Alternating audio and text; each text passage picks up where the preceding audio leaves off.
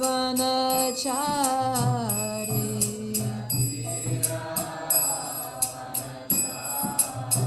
Yamuna tira vanachari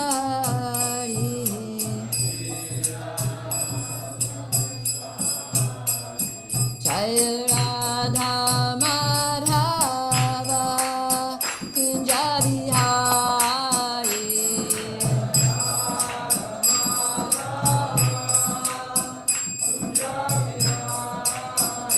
Jaya Radha Madhava Kunja Bihari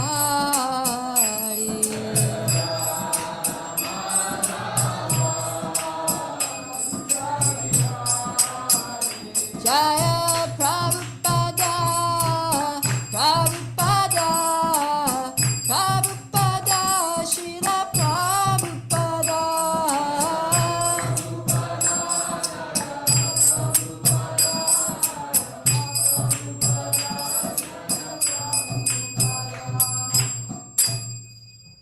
Gaur Premanandi, Hari Hari Bo. Om Namo Bhagavate Vasudevaya. Om Namo Bhagavate Vasudevaya. Om Namo Bhagavate Vasudevaya.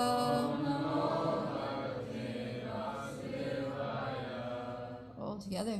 Narayana Namaskritya Naram Chaiva Narottamam Devim Saraswatim Vyasam Tato Jayamudirayat Nashta Praeshu Abhadreshu Nityam Bhagavata Sevaya Bhagavati Uttamashloke Bhaktir Bhavati Naishtaki.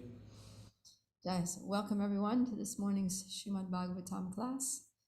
We're going to be covering Canto 11, Chapter 13, texts 15, I think, 15 till the end of the chapter, which is text 42.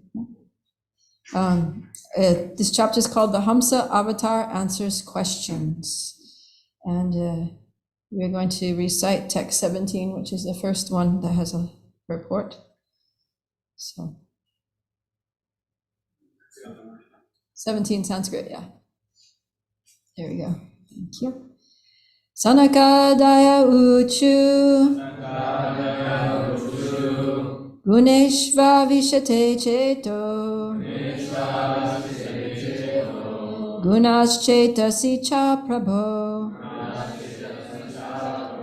Katam anyonya santiago Mumukshor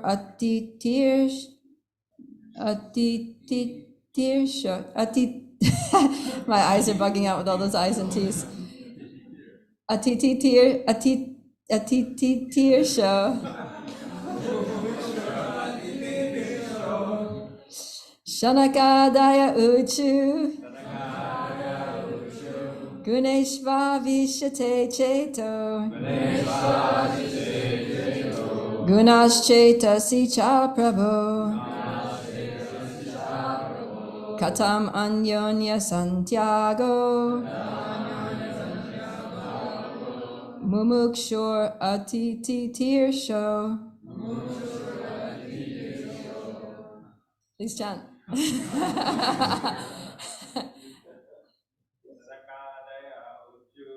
Sanakadaya uchu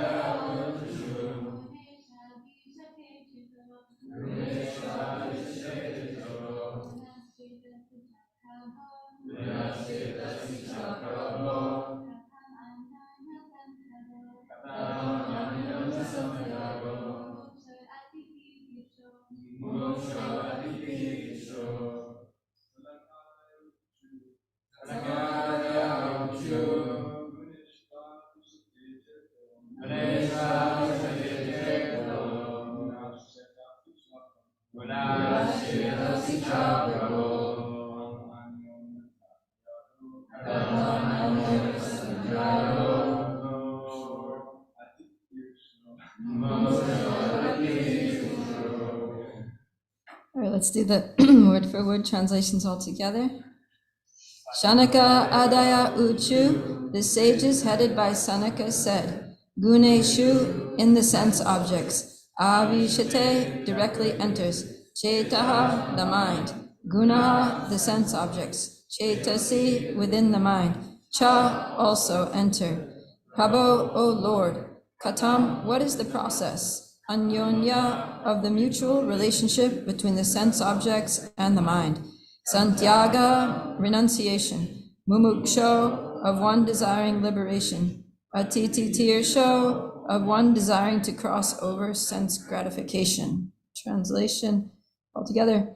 The sages headed by Sanaka said, O Lord, people's minds are naturally attracted to material sense objects, and similarly, the sense objects in the form of desire enter within the mind.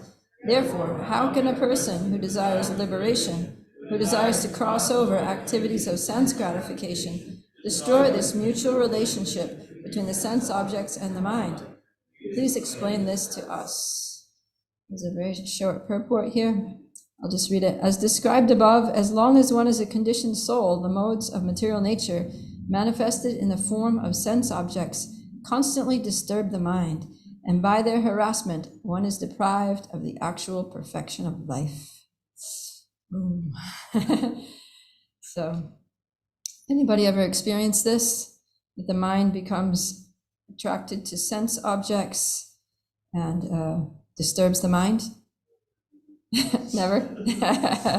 So this is a very relevant question for all of us. It's one of those immortal, universal questions that all human beings need to ask if they're serious about making advancement in the human form of life. So this narration that we're about to start, where the Hamsa-avatara is actually going to answer questions, this is the question that he's going to answer. And this, Krishna is narrating this pastime because in the previous section, he was describing the yoga system to Uddhava. And then he ended in text 14 saying that, he said, the actual yoga system as taught by my devotees headed by Sanaka Kumar is simply this. Having withdrawn the mind from all other objects, one should directly and appropriately absorb it in me. So that's the conclusion of the last section.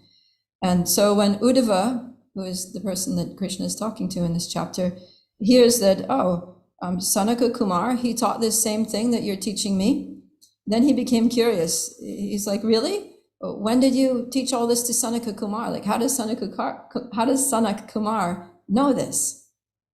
So now Krishna is going to tell about the time, about how Sanaka Kumar learned the yoga philosophy. And so he starts with the story here in text 16. Once upon a time, the sons of Brahma, the four Kumaras, and the chief one of those sons was Sanaka, inquired from their father about the goal of yoga. So the four Kumaras went to Lord Brahma and they were like, Dad, we need to know about the philosophy of life, how to perfect this human form of life. And specifically this question, that people's minds are attracted to sense objects. The sense objects also enter into the mind. There seems to be a mutual and inextricable relationship between the mind and the sense objects. And this causes so much trouble in trying to make spiritual advancement. So how can we destroy this mutual relationship between the sense objects and the mind? Please explain this. So the Kumaras are asking their father Brahma. And Brahma, he thinks about it, he contemplates the question, but he can't come up with an answer.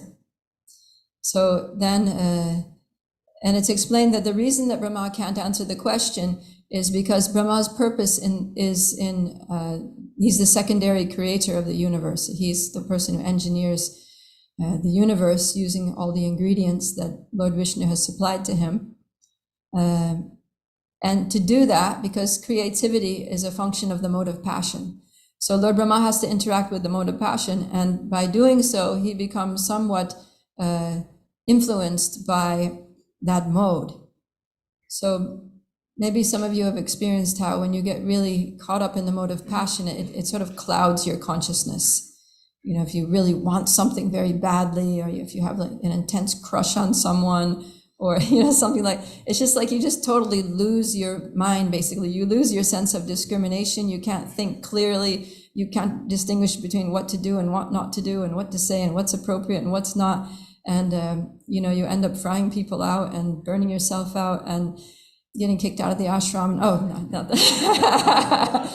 So, yeah, the mode of passion causes us a lot of problems. So because of Lord Brahma, even though he's such an exalted personality, because he has to deal with the mode of passion, then his consciousness also gets a little clouded sometimes, and this is a situation.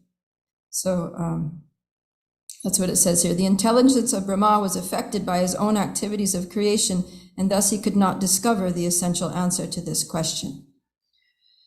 But because Brahma Brahma is a devotee, then he's like, okay, well, I don't know how to answer these boys with this important question, so let me turn to Krishna. Now, this is a good example of what a devotee does whenever they're confused or they just don't have the answer to a very important question that they need to know, is just turn your attention to Krishna. And so Brahma, he fixes his mind on the Lord. He gets into a kind of a meditation, and he really takes shelter of the Lord, that I need, you know, I'm not capable of answering this question. I really need to answer it. Please help. And so the Lord comes to the rescue, as he generally does in one way, shape, or form, when we turn to him with sincerity of heart and with a spiritual purpose. And so he actually appears before Lord Brahma in the form of an interesting incarnation, Hamsa-avatara. So Hamsa means, in Sanskrit, means swan. And so the Lord comes in the form of this beautiful swan. And Prabhupada explains that the swan has this very interesting ability. Does anyone know what that is? Raj? It's niche, you can separate the water from the mixture of water and milk. Yeah. You can separate the two. It's able to distinguish between the good and the bad. Yeah. So what's the significance of that in terms of knowledge? Give that man a mic.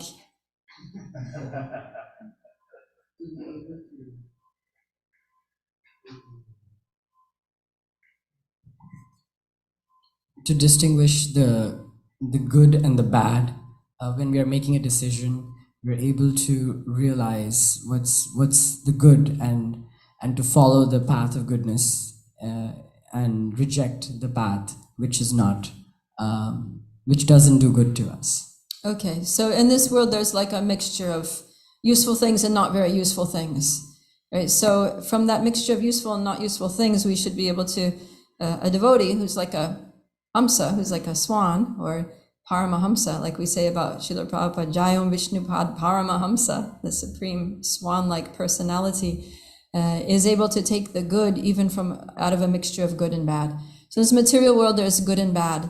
You know, there are things that are helpful, there are things that are not helpful. And so as devotees, we need to accept what's favorable for our devotional service and reject what's unfavorable.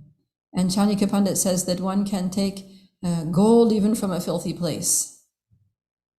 So we can take knowledge even from, you know, a fool, like that. So the Hamsa-avatara, not only as a swan is he able to extract the essence from a mixture of, you know, other things that aren't so essential, but he also, in speaking, he's able to give the essence.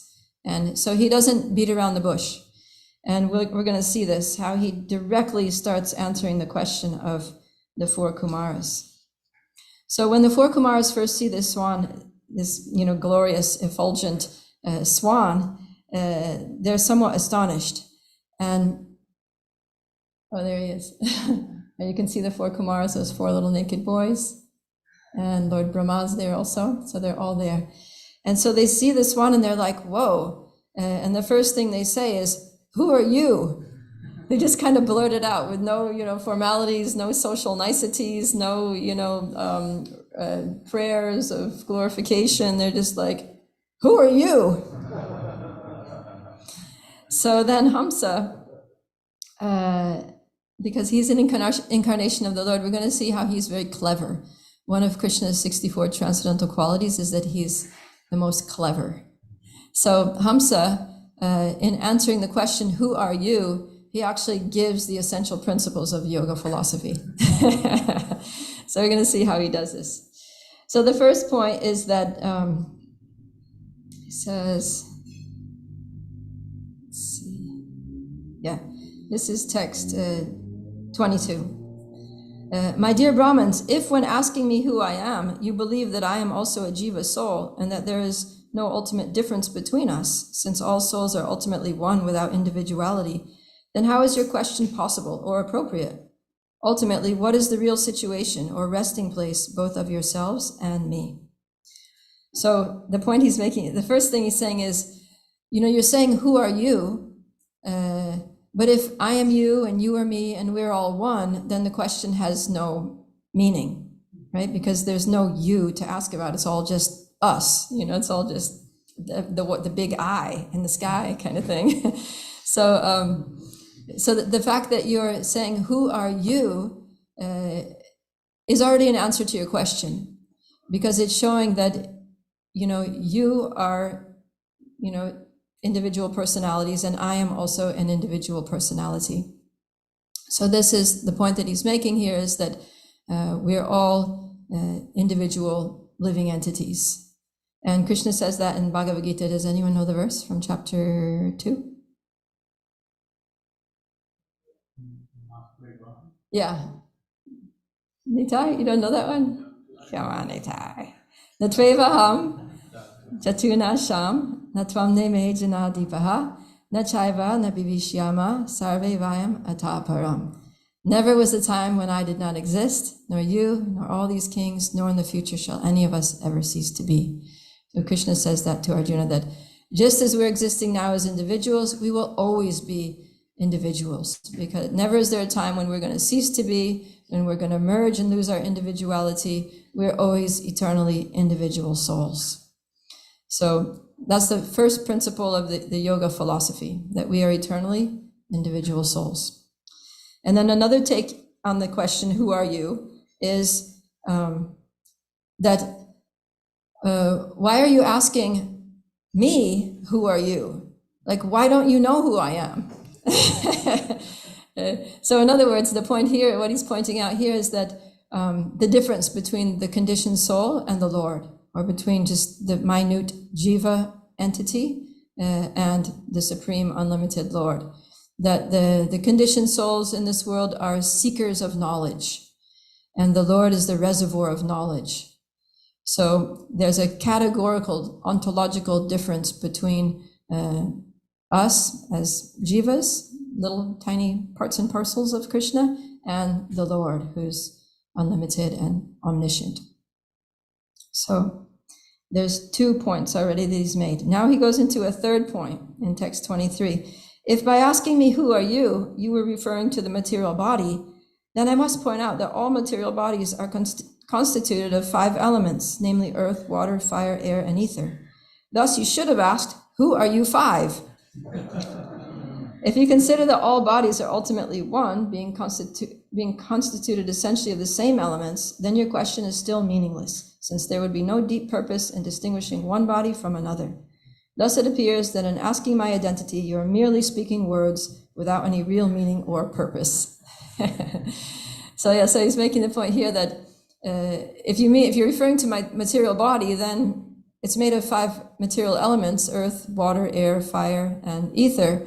And everybody's bodies are made of those same material elements. So what's the difference between a bunch of elements and a bunch of elements? It's all just the same elements. And so, you could ask, who are you 5? But even that doesn't really make sense, because the body is just a constantly changing temporary combination of material elements. So there's no really you to exist. There's nothing permanent there, right? So in this way, he makes 3 philosophical points in his response to the question, who are you? Who can say what all 3 are?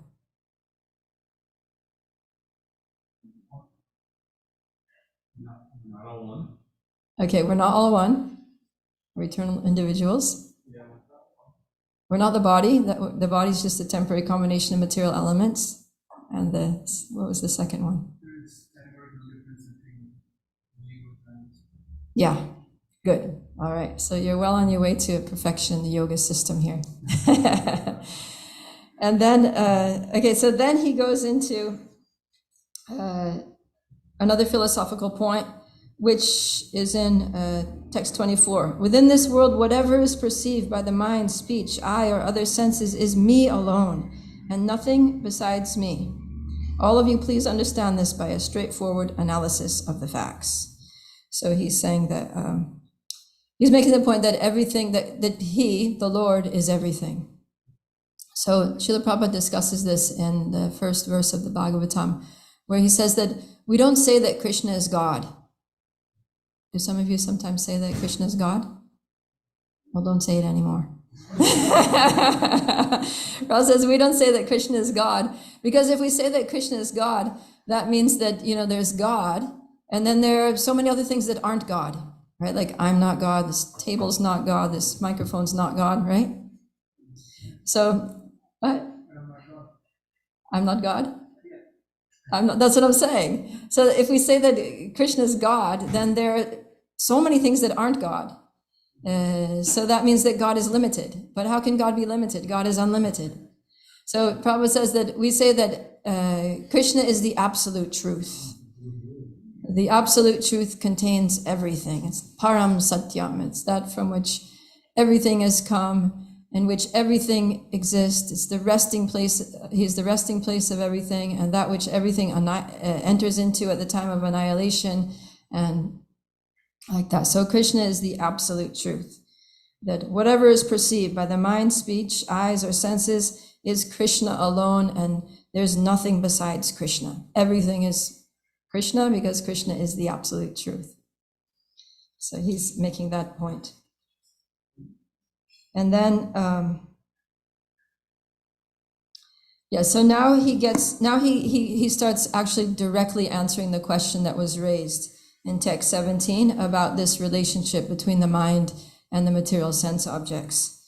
He says, my dear sons, the mind has a natural proclivity to enter into the material sense objects, and similarly the sense objects enter into the mind. But both this material mind and the sense objects are merely designations that cover the spirit soul, who is part and parcel of me. So the idea here is that, sometimes we get disturbed by the mind and its attractions and the sense objects, and, we want them, we want to see them and feel them and taste them and touch them, smell them. But he's saying that ultimately you're the soul. You have nothing to do with these material sense objects. You have nothing to do with the material mind. You have nothing to do with this whole material world, because you're an eternal spirit soul. You're a part and parcel of me. So this is the way to destroy the relationship between the sense objects and the mind, is to apply one's intelligence to understand the nature of our existence, to understand our constitutional position, that the soul is completely transcendental to this whole material world. So the thing is, this attraction between the mind and the sense objects, we actually can't stop it. It's going to go on, because that's the nature of the material mind. It's always going to be attracted to sense objects. So just forget it, don't try to stop it. What we have to do is work with it. We have to purify it. So the point here is don't try to stop material activities, but engage the mind in Krishna conscious activities. And that way we can spiritualize our mind. And also don't try to reject material sense objects, but use those material things in Krishna's service. And that way we can convert matter to spirit. So Srila Prabhupada talks about how Krishna consciousness is actually the art of transforming matter into spirit. Because Krishna is like a transcendental touchstone. Touchstone is this gem that whatever you touch, it turns to gold. So Krishna is with, as soon as anything comes in contact with Krishna, it becomes spiritualized because he's all spiritual. And so things that are separate from him become dull and material. But as soon as things are connected, then they become infused with like spiritual qualities. And that happens to us, right? Like before we became devotees, we were just kind of like, dull, ignorant, miserable entities out there in the material world trying to interact with material things and material body and material mind. And as soon as we start chanting Hare Krishna, we come to Krishna consciousness, then it's like, you feel how you transform into actually a spiritual personality, that you're a soul now. You're like an effulgent being who has spiritual knowledge and bliss, and you realize your eternality and your relationship with Krishna, right? So we all have direct perception of that. We can feel that, and not only, and even our bodies, become invigorated with like spiritual energy when we use them in Krishna's service. So the connection to Krishna has that effect on everything, because everything is ultimately Krishna. So everything, even material things, have the capacity to be spiritualized, because essentially they are spirit. They are spiritual because Krishna's all spiritual and they're all him. So yes, question.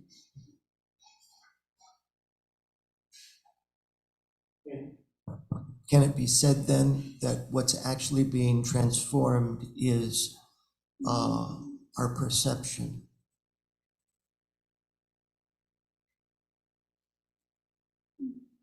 Our perception. Yeah, our perception definitely does get transformed, but there's a lot more than that. That's part of it. But a lot of things get transformed when you come to Krishna consciousness. Sure.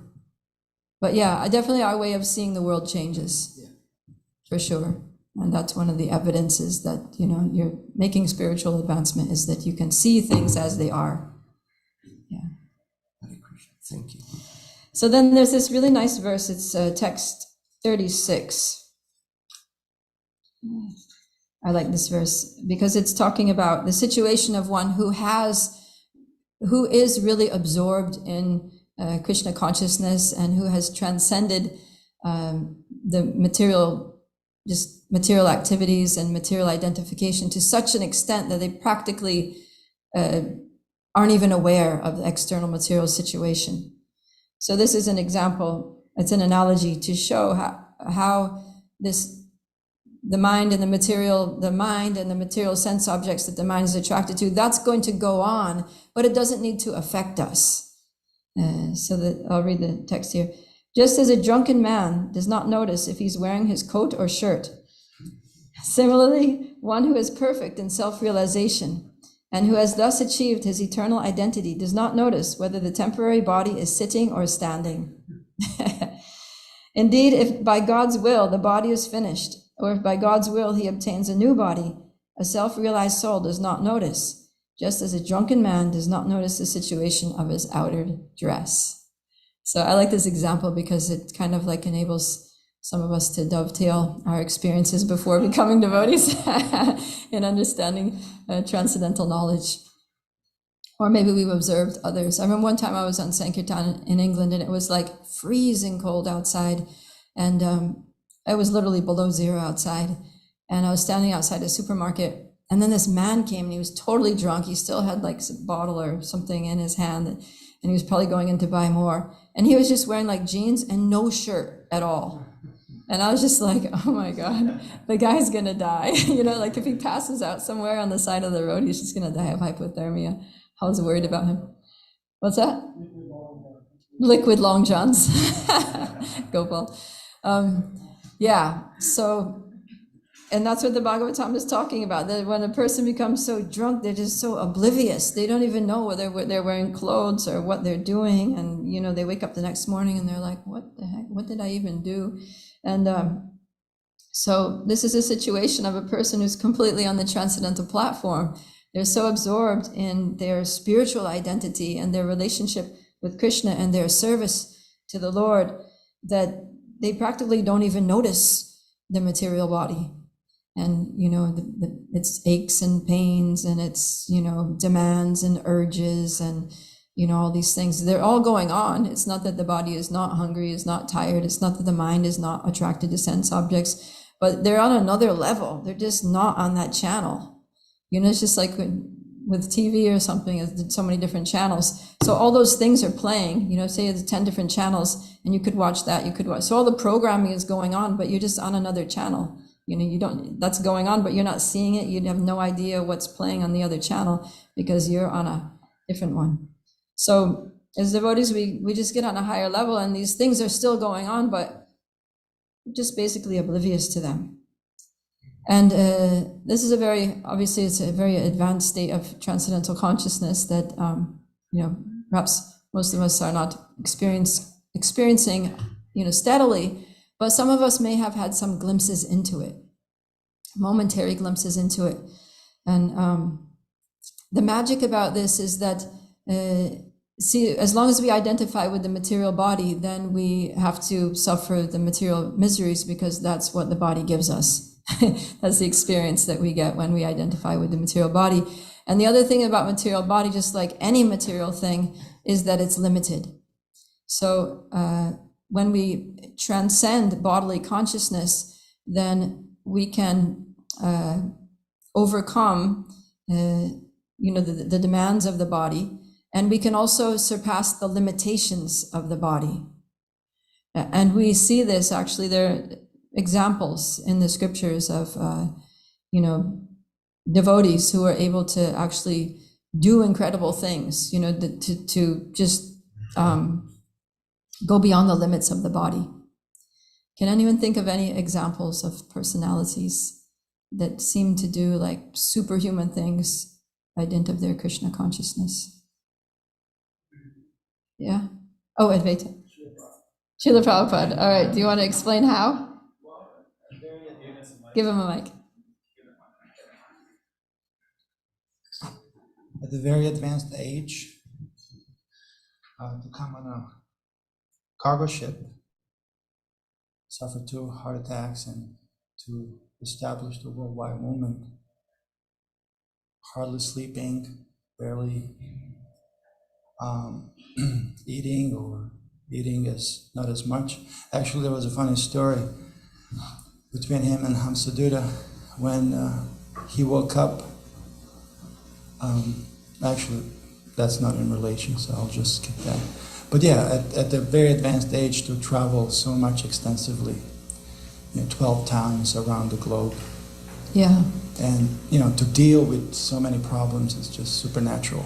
Yeah, and also Srila Prabhupada was sleeping just, 2 or 3 hours a day. But yeah, that's the story. When Hamsa-avatara actually got up and saw Prabhupada was up, Prabhupada said, "Oh, you're up. I don't like when my disciples are sleeping." He says, "We want to make sleeping 0, eating 0, meeting 0, defending 0. We don't say that in public, but that's our goal." That's the goal. Yeah, Srila Prabhupada was amazing how he would go to sleep at in the evening, and he would wake up at 10, wasn't he? Something like that. Anyways, he would sleep let's say maybe from 8 to 10, and then he would wake up at 10 and he would just translate Bhagavatam. He would translate the Sanskrit verses of Bhagavatam into English, and also he would dictate his purports from 10 at night to 10 at night to 4 in the morning. And then, maybe he would take a short nap and then get up and go to Mangalarti morning program. And then he would be busy all day. He was doing so many things, managing a worldwide movement.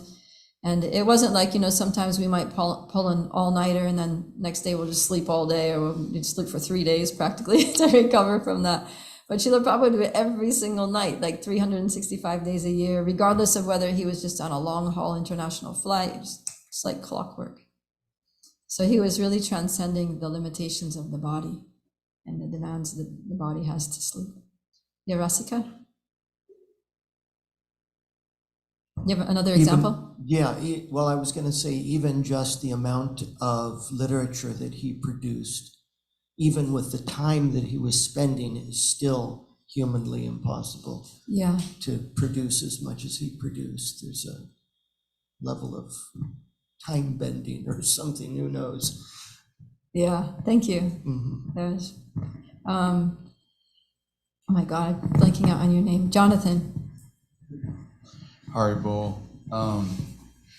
Aside from the extreme example of Srila Prabhupada, I just always seem to be constantly amazed at how devotees seem to have hidden talents. Okay, yeah. Actually, devotees, they can do incredible things, right? That you think, whoa, where did that come from? So it's like when you purify all the sort of layers of material conditioning that are like wet blankets on the soul. You take off that wet blanket, heavy, like lead blanket that's pressing you down, then you can actually wow, I can actually do a lot. I have a lot, I can do so many things that I never thought I could do. Yeah, that's great. Thank you. Adisham? Mm-hmm.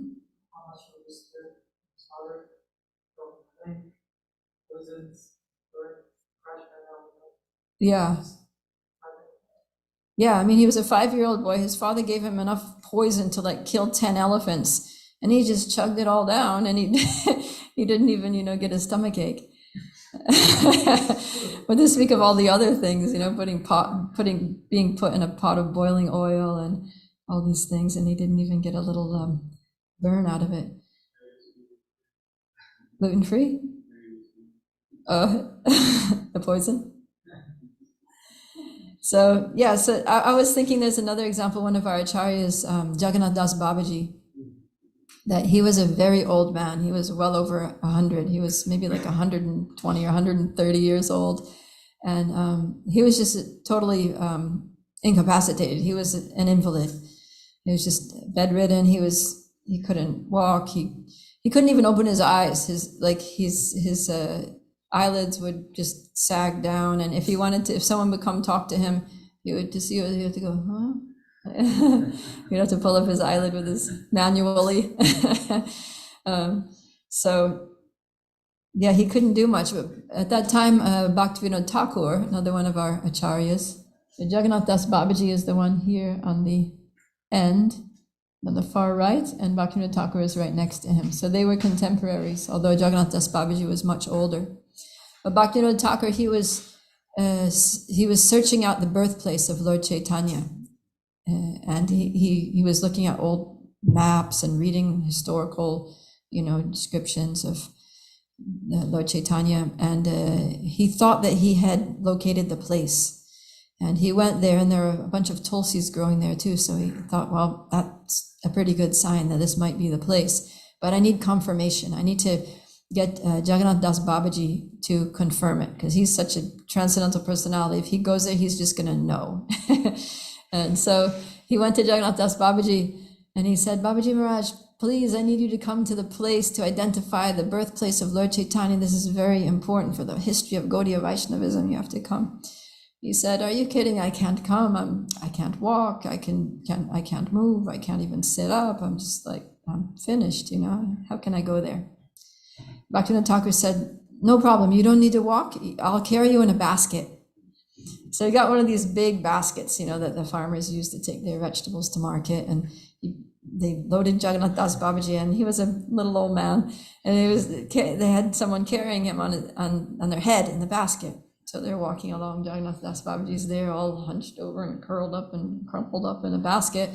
And as soon as they get to the spot, then Jagannath Das Babaji Maharaj, he springs out of the basket. He just leaps into the air lands on his feet, and starts dancing in ecstasy. Haribol, Haribol, go Ranga, this is the place, this is the place. He's rolling on the ground in ecstasy and jumping up and dancing and rolling on the ground again, jumping up and dancing. And everybody's just like, what? So it's an example of how, when someone's in the ecstatic state of Krishna consciousness, then the body's no longer a limitation. And we can experience this ourselves, when we really get absorbed in our service. I had the experience when I was just a very new devotee. Maybe I had been practicing just for a couple of years, and I was doing book distribution. So we were on traveling Sankirtan. It was December marathon. And we were in this town, and we were just going for it. It was kind of the last week of the marathon, and we were exhausted from just doing all day book distribution, like 12 hours a day, every single day, without a break, in the freezing cold, on the street, person to person. And,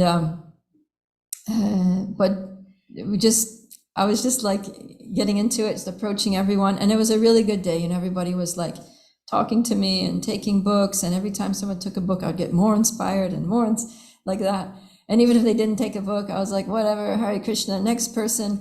And so from like maybe 8:30 in the morning until 7 o'clock at night, I was just going, like just approaching people.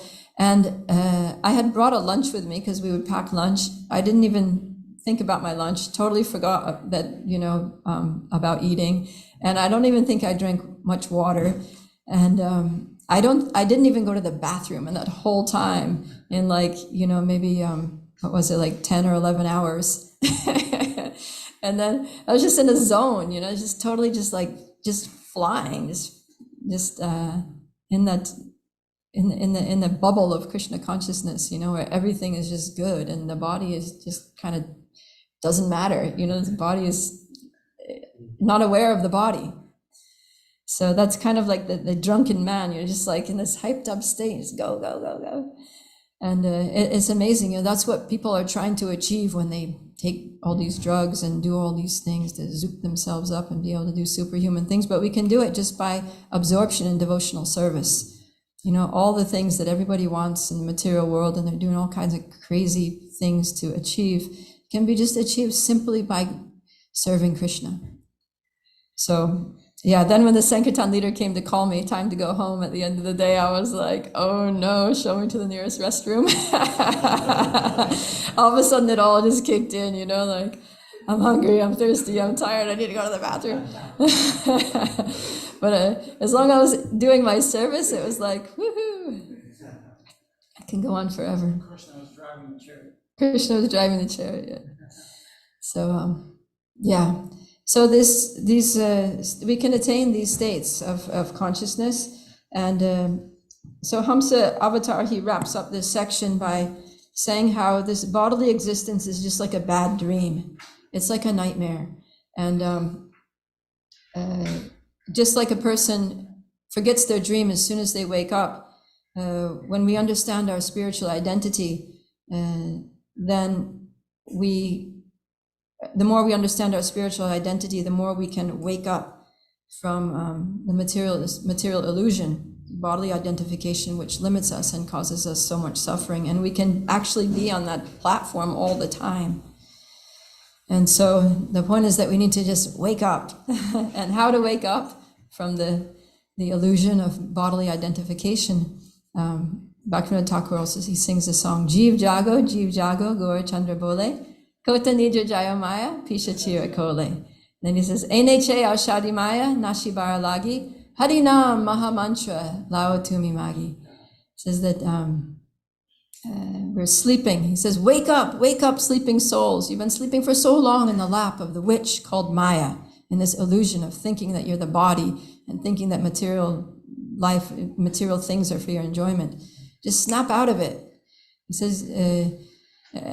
says, I've brought you the medicine for curing this disease of illusion. And the medicine is Harinam Mahamantra, the Hare Krishna Mahamantra. Hare Krishna, Krishna Krishna, Hare Hare, Hare Rama, Rama Rama, Hare Hare. So just by chanting this mantra, we're every day taking a dose of the medicine, and gradually the medicine will take effect and we'll wake up and realize that we're transcendental, eternal spirit souls. And we have nothing to do with the material world. Okay, so any questions? Adishan? Comment, yeah. Listened to the class by Bhakti Maharaj just day before yesterday, and he happened to talk about his drunken state. And he said, just like we said that one who's turning to Krishna, for him, this ocean material existence shrinks to the size of the hoof print of the calf full of water. Yeah. So he says, just as in the post-Soviet Union, there is a saying that for a drunken man, ocean seems like 2 feet deep. So he said, when we're drunk on the pastimes of the Lord in His holy name, we can cross this ocean of material existence just like that, and we won't even notice it. So we just have to get drunk. You have to get drunk. Like Lord Chaitanya's described how Lord Chaitanya was intoxicated with love of God. So that's the state that we need to get. Actually, we one of our principles is no intoxication. But by giving up that kind of intoxication, we become qualified to actually get the real intoxication of ecstatic love for God. All right, yes. So, Zach. talking about the idea of God. So if people ask us, like, what God do you believe in, or do you believe in God, we can tell them no. Yeah, we can say we believe in God. I mean, we have to. I was just kidding when I say don't tell people Krishna is God. We have to explain things in a way that people can relate to. So we can say, yeah, I believe in God, and that God has these different features. Because there's a feature by which God is all pervasive, Brahman, and then there's another feature by which God is in the hearts of everyone, the constant companion and witness and guide within the heart, Paramatma. And then also God is a person, Bhagavan, the supreme personality of Godhead, Krishna, or Vishnu, or his Vishnu Tattva incarnations. So we believe in God, but we believe that God has these 3 features, and with these 3 features encompass everything.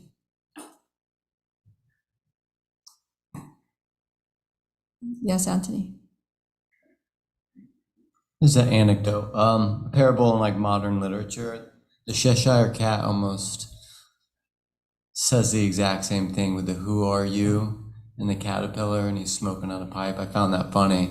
That of course those stories come from this, but it's almost verbatim. Oh yeah, the same story. That's cool. Yeah, it just shows how the Vedic literatures are the source of all knowledge. Nitai?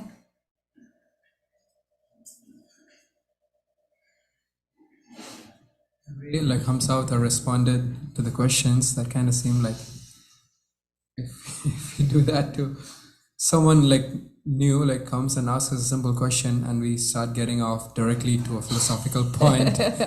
Like the Sanat Kumaras, the 4 Kumaras are also like at a level where they could understand. That's why like Hamsa-avatara was comfortable in saying that. But if we do that, like just straight up, like start talking about philosophy of the soul and the body, like someone asks a simple question, might like put them away. So based on where they're at, we should be able to relate to them. Yeah. Someone comes up to us and they're like, where are you from? I'm like, well, I'm an eternal spirit soul, and I originated from a spiritual world, and Kalakantaru. In the first canto, Maharaj Parikshit comes upon Dharma being beaten. So who's doing this to you? And the man was right there. Yeah. But the bull says, well, there's many reasons why we suffer. Yeah. Yeah, so it's very, I find it very sweet, that, exalted transcendentalists, these transcendental personalities, it's like, they just want to get straight to the nectar, it's like, just don't beat around the bush, just get straight to the absolute truth. It's nice. But yeah, and we can do that, with each other, with, devotees who are acquainted with the absolute truth, then we can have those kind of conversations. But with people who aren't, then we have to meet them where they're at. We have to be careful to communicate in a way that they can relate to us and feel like they're included in the conversation rather than just kind of like bypassed. All right, we better wrap it up then. Thank you all for your attention and contributions. Grantaraj Srimad Bhagavatam ki jai, Srila Prabhupada ki jai, Gaura Premanandi, Hari Bol.